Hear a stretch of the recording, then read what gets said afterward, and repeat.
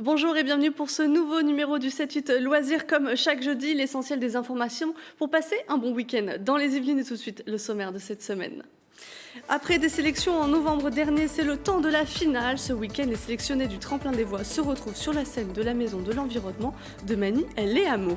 Une compétition internationale de tennis dans les Yvelines. Ce week-end, Feucherolles accueille la Winter Cup, une phase qualificative pour des sportifs de 12 ans. Et l'agenda complet de vos sorties au programme, une visite intime, un nouveau musée et du cinéma. Découvrir l'intimité d'un hôtel particulier au XVIIIe siècle, 4 étudiants de l'université Versailles-Saint-Quentin ont monté un projet immersif au cœur du musée Lambinet, une après-midi de visite et d'atelier à vivre à Versailles. On a proposé donc une après-midi autour de l'intime au XVIIIe siècle avec différents ateliers, une médiation en fait dans les appartements et puis ensuite on a plusieurs partenariats qui sont vraiment géniaux, notamment avec l'Osmothèque, donc le conservatoire de parfums de Versailles, et avec lequel on va travailler, qui nous ont fait des prêts de matériel pour proposer, pour essayer les fragrances d'époque. On aura aussi une harpiste, Clara Isambert, qui vient proposer une prestation sur une harpe restaurée du XVIIIe. On est des étudiants de l'UVSQ qui sont toutes dans le même master, donc de projets culturels internationaux. Et on fait partie de cette association Culture sans frontières et on monte donc des différents événements. On est 4. On essaye de faire venir un public varié. Après, en fait, les étudiants, c'est pas forcément le public qui est le plus habitué à fréquenter le musée Lambinet. Donc, le but aussi, c'est de faire venir des étudiants et présenter un nouveau format. L'événement est gratuit. Après, il faut payer le tarif d'entrée au musée. Donc, c'est 6 € et puis en tarif réduit, c'est 4 €.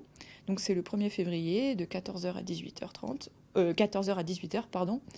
À Versailles, donc au musée Lambinet.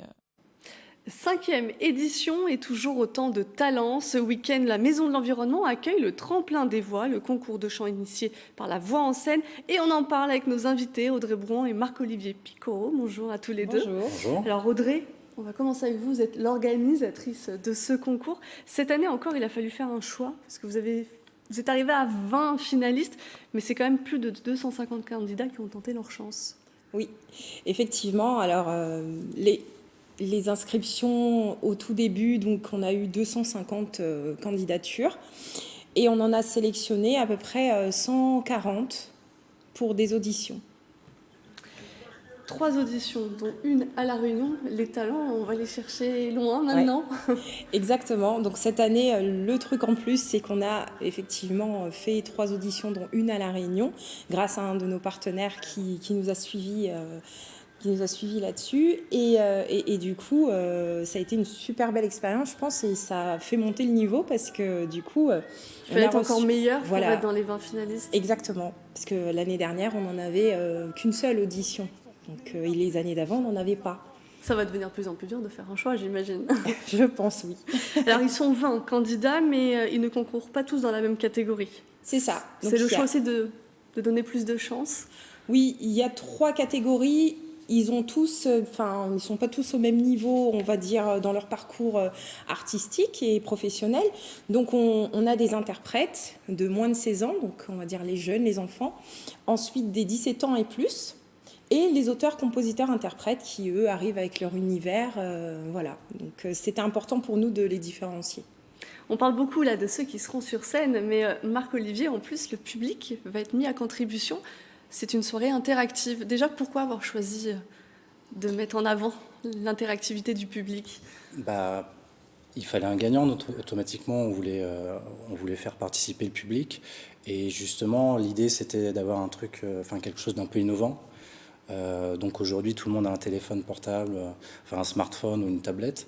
Et donc l'idée, c'était d'utiliser les téléphones pour faire voter les gens. Et donc voilà, qu'on soit dans la salle, c'est ce qu'on faisait jusqu'à présent.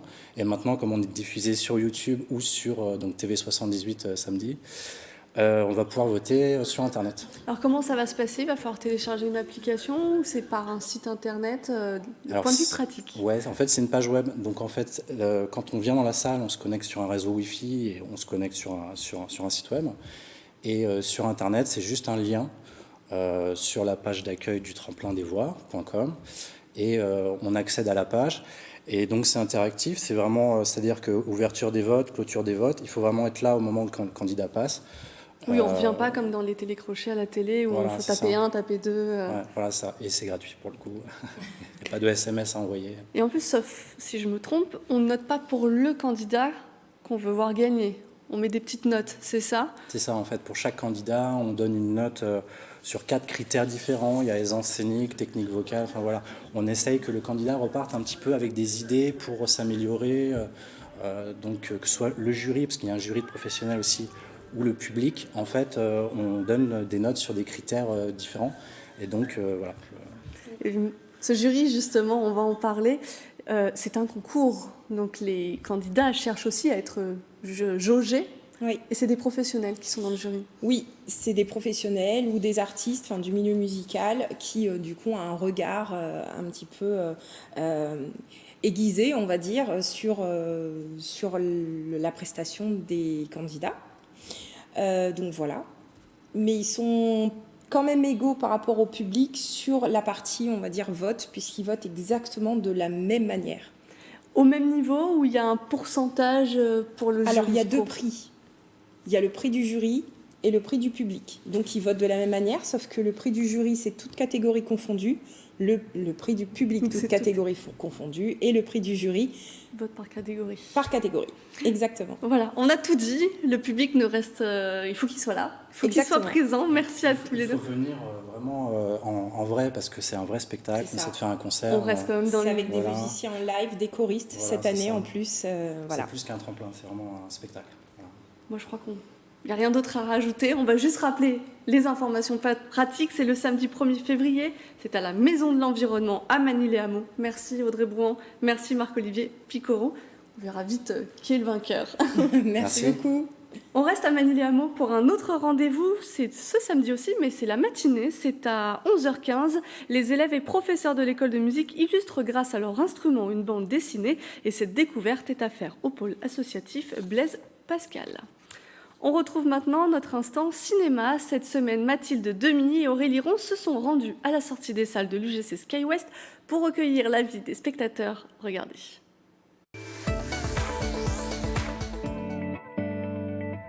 Je m'appelle Simon Picard et... Moi, c'est Nelly Valoy, détective privé. L'intuition au service de la vérité. Repousser les limites du savoir, voilà la mission des scientifiques.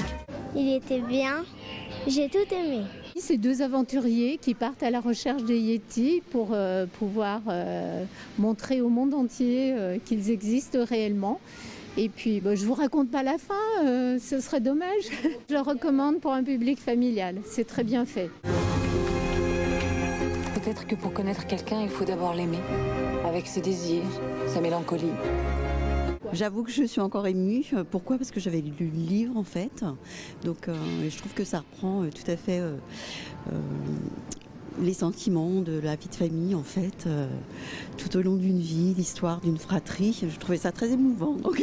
Si tu devais employer un mot pour me caractériser, tu choisirais quoi ? Égoïste. Ah oui, quand même. Quoi, tu l'as pas vu venir celui-là ?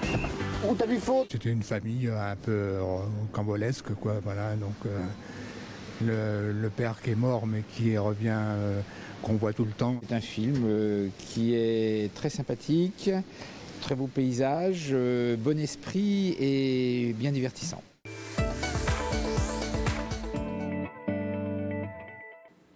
À Versailles, les langues classiques sont à l'honneur. La ville organise son 2e festival au programme des lectures, des spectacles, des concerts ou encore des conférences. Tout le programme est à retrouver sur le site internet versailles.fr. Et c'est un rendez-vous plutôt inédit. Le 4 février prochain, Radio Sensation vous propose d'assister à une émission de radio en direct. Ce nouveau numéro de Sensation en scène accueille les chanteuses Jodie Coste et Hénin Tsoa, le DJ Siflex et l'animateur Magloire. Un aperçu avec des images de l'émission précédente.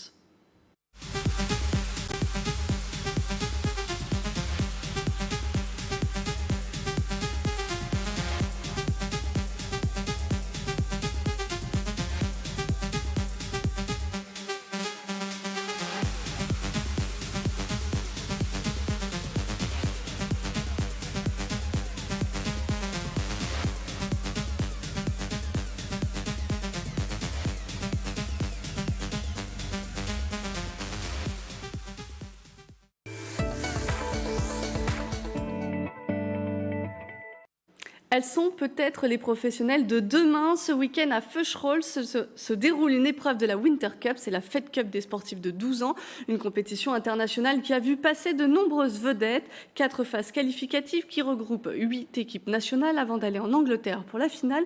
Et pourquoi ne pas aller les soutenir ? Chaque équipe est composée de 3 joueuses et bien sûr d'un capitaine, d'un coach qui accompagne ces joueuses. La Fédération française nous a proposé d'exposer le trophée de la Fed Cup qui a été récemment gagné par notre équipe de France et de manière très très brillante en Australie. Et ce trophée va être exposé le dimanche, dernier jour de la compétition, ici au centre de comité. Les gens pourront prendre des photos justement autour de ce trophée et c'est aussi un bon lien avec justement cette compétition.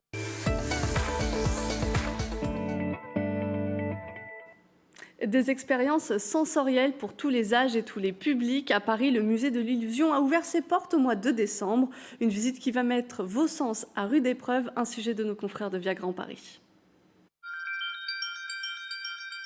Peut-on vraiment compter sur nos sens ? Entre jeux de miroir et trompe-l'œil, les installations de ce musée nous font perdre nos repères et chahutent notre notion des formes et des distances.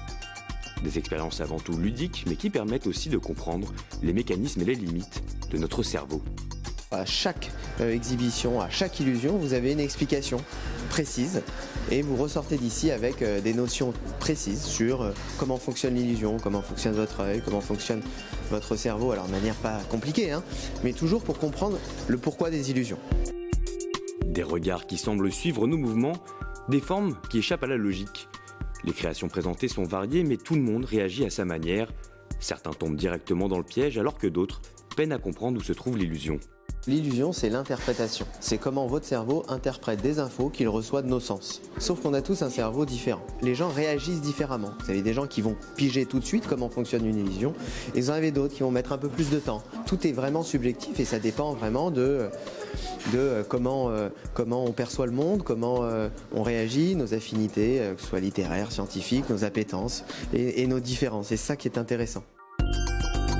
Pour profiter pleinement de l'expérience, il est recommandé de venir équipé d'un smartphone ou d'appareil photo.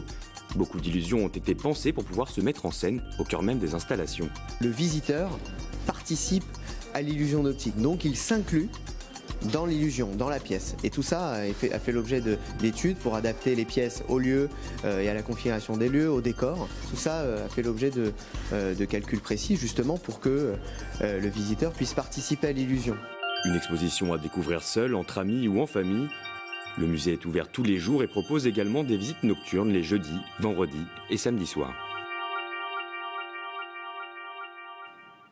C'est la fin de ce 7-8 loisirs. Merci de nous avoir suivis. On se retrouve jeudi prochain pour un nouveau numéro.